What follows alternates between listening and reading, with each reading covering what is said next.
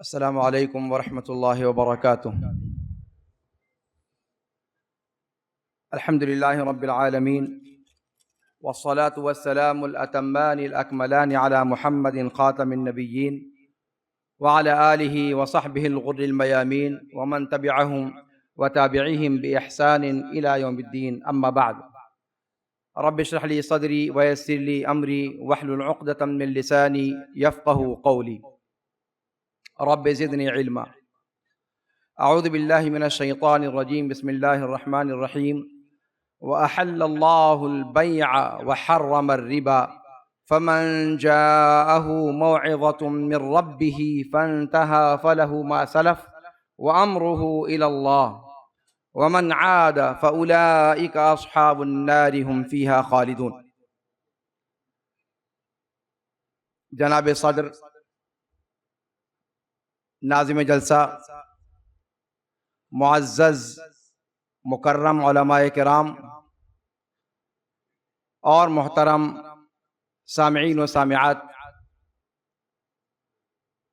اللہ کے فضل و کرم سے تجارت سے متعلق مختلف پہلوؤں سے آپ کے سامنے گفتگو پیش کی جا رہی ہے۔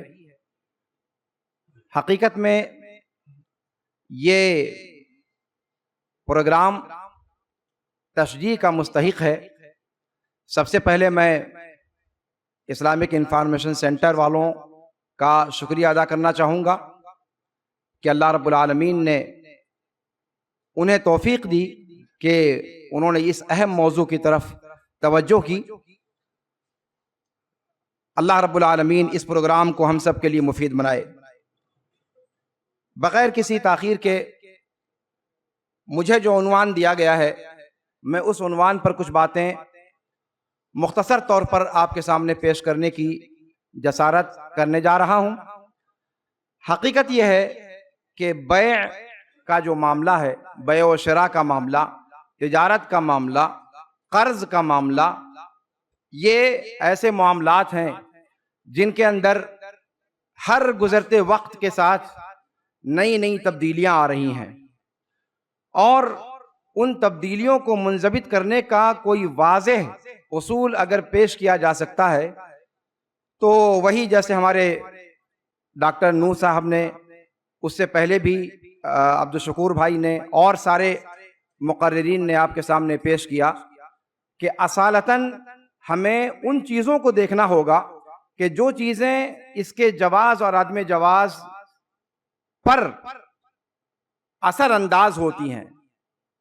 غرر کا معاملہ، دھوکے کا معاملہ، ظاہر سی بات ہے کہ بیوع میں مکمل طور پر غرر کا انکار نہیں کیا جا سکتا۔ کہیں نہ کہیں کسی نہ کسی درجے میں بیع کی تقریباً ہر شکل میں اس قسم کا رسک موجود ہے، اسی لیے غیر مغتفر کی بات کہی جاتی ہے کہ غرر زیادہ نہ ہو، غرر فاحش نہ ہو۔ اسی طریقے سے قمار کا مسئلہ ہے، اور پھر ربا کا مسئلہ ہے۔ قرآن کی جو آیت آپ کے سامنے پڑھی، وَأَحَلَّ اللَّهُ الْبَيْعَ وَحَرَّمَ الرِّبَا، یہ واضح طور پر ایک چیز کو حلال کرتا ہے اور ایک چیز کو حرام کرتا ہے۔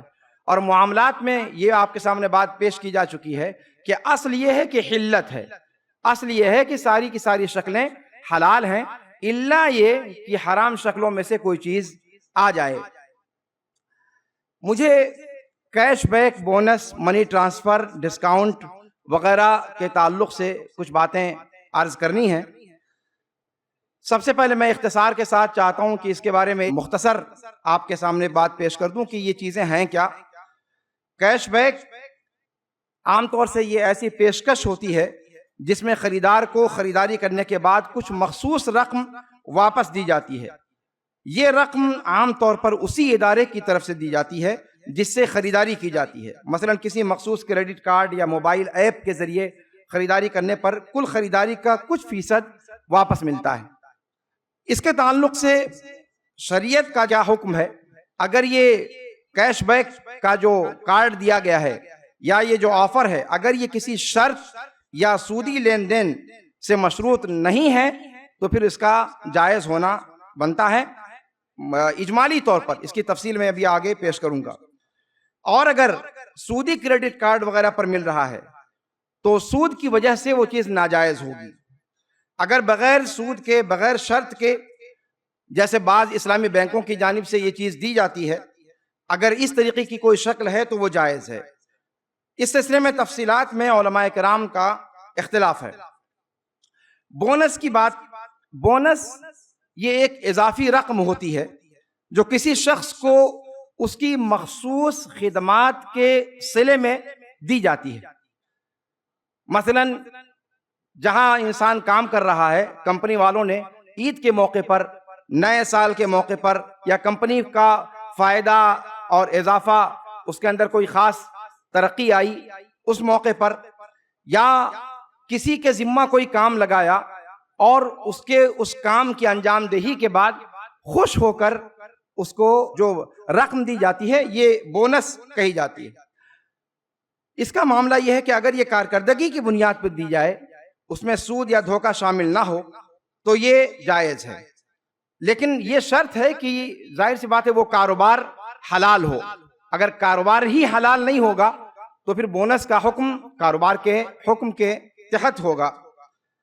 منی ٹرانسفر کا ایک معاملہ جو ہے، منی ٹرانسفر کا عام طور سے مقصود یہ ہوتا ہے کہ ایک شخص یا ایک ادارے کی جانب سے دوسرے شخص یا دوسرے ادارے کو رقم کی منتقلی کی جاتی ہے. آج کل بینکنگ، موبائل ایپس اور دیگر مالیاتی اداروں کے ذریعے سے یہ کام کیا جاتا ہے، اور عام طور سے منی ٹرانسفر اکثر اپنے اہل و عیال کی مدد کے لیے یا کاروبار کے لیے کرتے ہیں. منی ٹرانسفر بذات خود جائز ہے، اس میں کوئی شرعی قباحت نہیں ہے، بشرطے کہ یہ رقم جائز طریقے سے منتقل کی جا رہی ہو اور اس میں کوئی سودی یا حرام عنصر شامل نہ ہو. اگر سود یا اضافی فیس اس کے اندر لی جاتی ہے جو ناجائز ہے تو پھر وہ حرام ہے. ڈسکاؤنٹ کا جہاں تک معاملہ ہے، وہ رعایت ہے قیمت کے اندر، کسی بھی چیز کی قیمت کے اندر ایک مخصوص شرح کے ساتھ اس کے اندر کمی، جو خریدار کو مخصوص حالات یا اور وجوہات یا پیشکش کی بنیاد پر اس کے اندر وہ کمی کی جاتی ہے. یہ کمی عام طور پہ کاروباری لوگ جو خریدار ہیں ان کو راغب کرنے کے لیے اور اپنے سامان کی بکری بڑھانے کے لیے کرتے ہیں. ڈسکاؤنٹ کا بنیادی طور پر حصول جائز ہے، بشرطے کہ خریداری کا معاہدہ جائز ہو اور قیمت میں کمی صارف کے مفاد میں کی گئی ہو. اگر ڈسکاؤنٹ میں کوئی سودی عنصر یا دھوکہ شامل نہ ہو تو اس کا استعمال حلال ہے. ڈسکاؤنٹ میں بھی یہ ضروری ہے کہ بغیر کسی حرام شرط کے ہو. اسی طریقے سے اب آئیے تھوڑا سا کچھ اس کی شکلوں کی طرف ہم جاتے ہیں.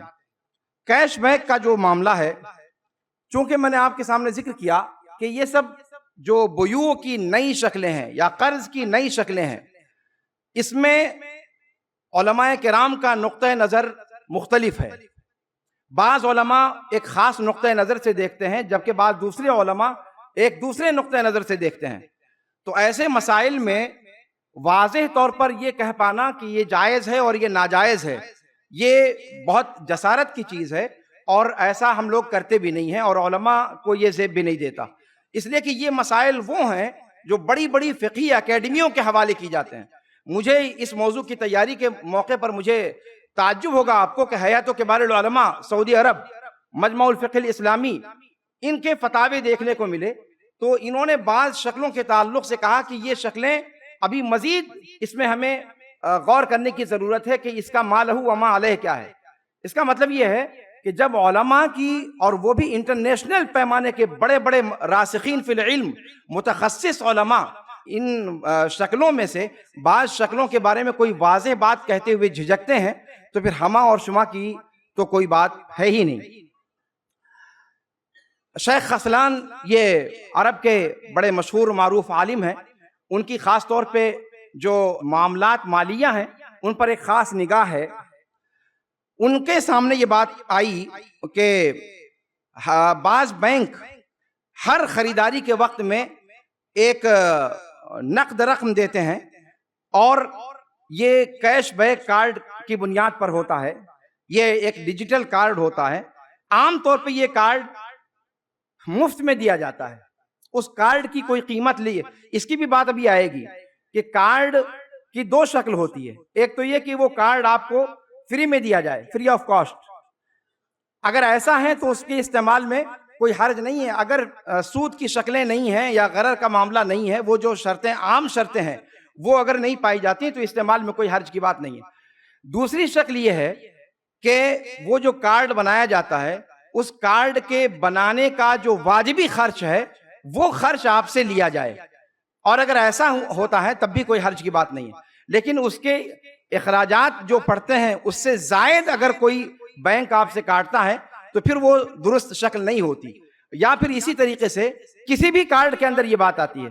دوسری بات یہ کہ اس کارڈ کی بنیاد پر جو رقم آپ کے ہاتھ آتی ہے اگر اس کو لوٹانے میں یا اس کے حوالے سے کوئی تاخیر کرنے پر آپ کے اوپر کوئی اگر جرمانہ لگتا ہے تو پھر اس اعتبار سے اس کارڈ کا استعمال علماء کرام نے اس کو جائز قرار نہیں دیا ہے.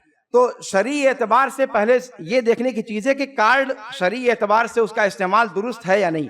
اب اگر درست ہے تو پھر اس کے بعد ہم دیکھیں گے کہ اس پر جو کیش بیک ہمیں ملتا ہے اس کیش بیک کے تعلق سے علماء کا کیا کہنا ہے. تو سب سے پہلی بات وہی میں نے بتایا کہ کیش بیک کا معاملہ یہ ہے، گویا آپ نے ایک چیز خریدی، آپ نے جو چیز خریدی ہے اس کی جو اصل قیمت ہے اس میں سے کچھ قیمت سامنے والے کی طرف سے واپس آپ کو مل جاتی ہے. گویا اس کی شکل یہ ہے کہ بیچنے والے نے ایک چیز بیچی، کہا کہ اس کی قیمت 1000 روپے ہے، لیکن میں آپ کو 1000 میں اس کو بیچ تو رہا ہوں 1000 میں، لیکن آپ سے میں لوں گا 990 روپے. اس طریقے کی شکل.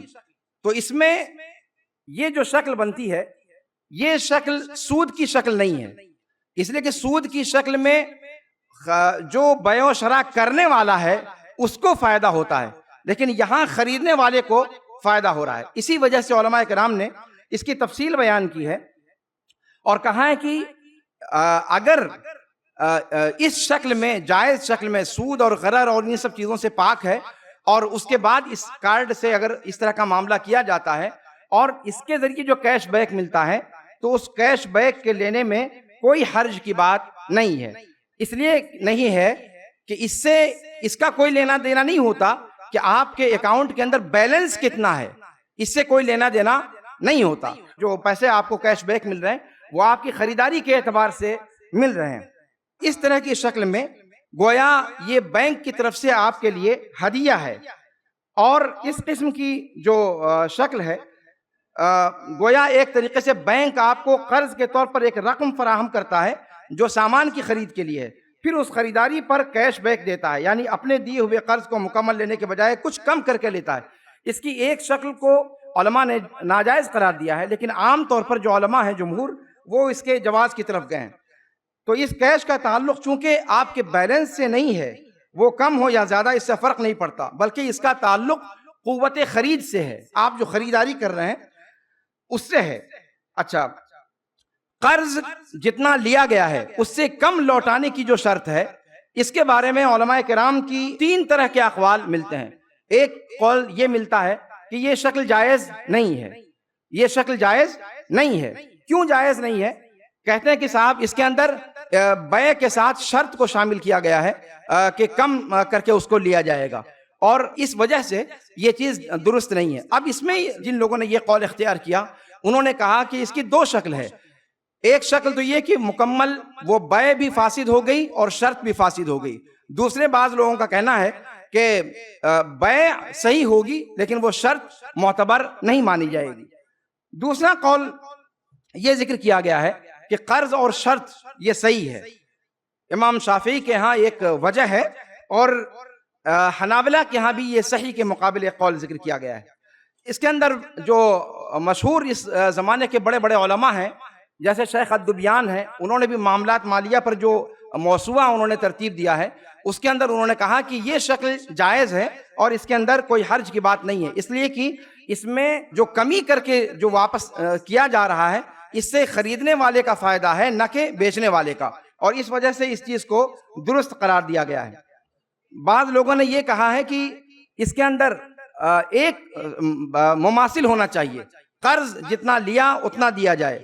تو کہتے ہیں کہ وہ چیز جو عقد معاوضہ ہے، جو بیع ہے، اس کے اندر کی جاتی ہے، یہ عقد قرض ہے. اصل میں یہی بات میں آپ سے کہہ رہا ہوں کہ بیع کے معاملات میں اس کو دیکھنے کی وجہت نظر کے اعتبار سے مسئلے کی نوعیت اور اس کا حکم بدلتا ہے۔ جن لوگوں نے کہا کہ عقد معاوضہ ہے، بیع پر قیاس کیا، تو انہوں نے اس کو ناجائز قرار دیا۔ جن لوگوں نے اس کو عقد قرض پر قیاس کیا، اس کے اعتبار سے انہوں نے کہا کہ یہ جائز ہے۔ اور چونکہ یہ عقد قرض ہے، اس لیے اموال ربویہ یعنی وہ چیزیں جن کو برابر برابر لینا ضروری ہے، الذهب بالذهب والفضة بالفضة، جیسے آپ نے صبح سے اب تک لگاتار سنا ہے اس کو کئی بار، تو اس میں بھی یہ کمی کر کے دیا جا سکتا ہے، چونکہ یہ عقد معاوضہ نہیں ہے، یہ عقد قرض ہے۔ اس اعتبار سے گویا اس کیش بیک کا معاملہ یہ ہوا کہ راجح قول یہ ہے کہ وہ اس کا استعمال کرنا جائز ہے، اور لیکن شرط یہ ہے کہ بطاقہ وہ جو کارڈ دیا جا رہا ہے وہ شرعی اصول کے مطابق ہو۔ اس پیشکش سے فائدہ اٹھانے میں کوئی حرج کی بات نہیں ہے۔ ایک چیز جو اس کے بعد میں مختصر کرنے کی کوشش کرتا ہوں، بونس کا معاملہ ہے۔ بونس کے معاملے میں ابھی اس سے پہلے عبدالشکور صاحب کے پاس بھی آپ نے سنا کہ کچھ معاملات کی شکل ہوتی ہے جس کو قیاس کس پر کیا جائے اس کے اعتبار سے معاملات کی نوعیت بدلتی ہے۔ اب اس کو جعل پر قیاس کیا جائے، جعالہ پہ قیاس کیا جائے، یا پھر اجارہ پر قیاس کیا جائے، اس کے اعتبار سے لوگوں نے اس پر جو ہے تفصیل کے ساتھ بات کی ہے۔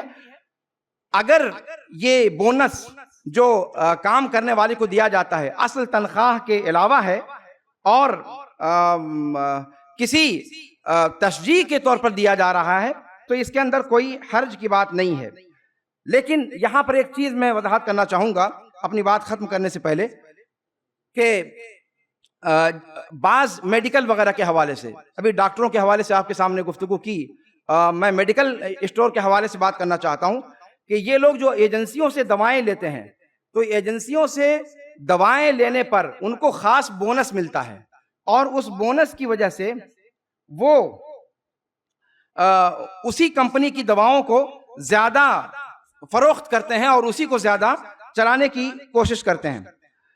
اس قسم کی چیزیں اصالتاً تو جائز ہیں، لیکن اگر اس کے اندر ربا آ گیا یا قمار آ گیا یا غرر آ گیا یا دھوکہ آ گیا، تو پھر یہ وہ چیز جائز اور درست نہیں رہ جائے گی۔ اور یہاں پر ایک چیز یہ غور کرنے کی ہے کہ میڈیکل اسٹور پہ جو یہ بونس ملتا ہے، اس بونس کا حقدار کون ہے؟ کیا جو میڈیکل اسٹور پہ بیٹھنے والے کارکن ہیں ان کو ملنا چاہیے، یا میڈیکل اسٹور کا جو مالک ہے اس کے ہاتھ میں جانا چاہیے؟ یہ بھی ایک مسئلہ اٹھایا ہے علماء نے، اور کہا ہے کہ یہ چیز میڈیکل اسٹور کے مالک کو جائے گی، یہ کام کرنے والے کا حصہ نہیں ہے۔ اسی طریقے سے اس کے اندر مریض کو دھوکہ نہ دیا جائے، وہ اپنا انجیکشن دینے کے لیے یا وہ اپنی دوا، خاص دوا دینے کے لیے اس کو مجبور نہ کیا جائے، اس کو دھوکہ نہ دیا جائے کہ یہ سب سے بہتر چیز ہے مارکیٹ کے اندر، جبکہ حقیقت یہ ہوتی ہے کہ مارکیٹ میں اس سے زیادہ بہتر چیزیں اس سے کم قیمت پر موجود ہوتی ہیں، اور اس کا شکار میں خود ہو چکا ہوں۔ ایک انجیکشن ہمارے گھر میں ابھی بھی لگتا ہے، وہ 2750 روپے کا اس پر جو ہے وہ قیمت اس کی لکھی ہوئی ہے، جبکہ وہی انجیکشن 1100 1150 کا بھی دستیاب ہوتا ہے۔ تو یہ میڈیکل کی لائن میں گویا ایک اس طرح کے فراڈ عام ہیں۔ اگر یہ چیز غرر پر مشتمل ہے، مریض کو دھوکہ دینے پر، تو وہ جائز نہیں ہے۔ اسی طریقے سے ڈسکاؤنٹ وغیرہ کا بھی معاملہ ہے۔ ڈسکاؤنٹ وغیرہ کی بھی اصل یہ ہے کہ وہ جائز ہے اور اس میں اس کو استعمال کرنے میں کوئی حرج نہیں ہے، بشرطے کہ اس کے اندر کوئی اور پہلو ایسا نہ ہو جس میں سامنے والے کو دھوکہ دینا مقصد ہو، یا پھر اس کے اندر قمار کا معاملہ ہو، یا پھر اس کے اندر سود کا معاملہ ہو۔ اگر یہ شکلیں نہیں ہیں تو پھر ان کو استعمال کرنے میں کوئی حرج کی بات نہیں ہے۔ وقت چونکہ پورا ہوا، میں اللہ رب العالمین کا شکریہ ادا کرتا ہوں کہ اللہ رب العالمین نے اس پروگرام میں آپ کے ساتھ مل بیٹھ کر کچھ باتیں کرنے کا اللہ رب العالمین نے موقع فراہم کیا۔ اللہ رب العالمین اس اجلاس کو مفید بنائے، اور جو باتیں کہی گئی ہیں ان میں جو باتیں صحیح ہیں وہ اللہ رب العالمین کی طرف سے ہیں، اور جو غلط ہیں وہ میری اور شیطان کی طرف سے ہیں، اور میں ان سے اللہ رب العالمین سے پناہ چاہتا ہوں۔ ھذا وصلی اللہ وسلم علی نبینا محمد وعلی آلہ وصحبہ اجمعین، والسلام علیکم ورحمۃ اللہ وبرکاتہ۔ ایسے ہی فائدہ مند اسلامک ویڈیوز دیکھنے اور منہج سلف پر کتاب و سنت کی تعلیمات کو عام کرنے میں ہمارا تعاون کریں، تاکہ آپ کے لیے ذریعہ نجات، جنت کے حصول کا سبب، ساتھ ہی مال میں برکت و اضافے کا ذریعہ بھی بنے۔ آمین۔ جزاک اللہ خیرن۔